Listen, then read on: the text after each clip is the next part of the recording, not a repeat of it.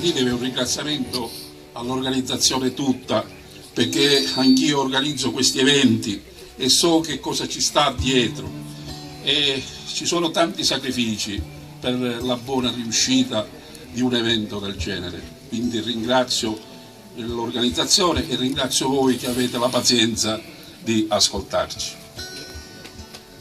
Pittore di parole. Mille colori adornano il tuo viso, tutti belli questi oggetti ricamati.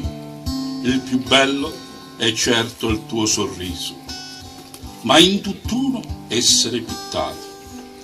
Ma io non sono un bravo pittore, le pennellate non so davvero darle, scrivo soltanto le parole del cuore e dipingendole vorrei conservarle.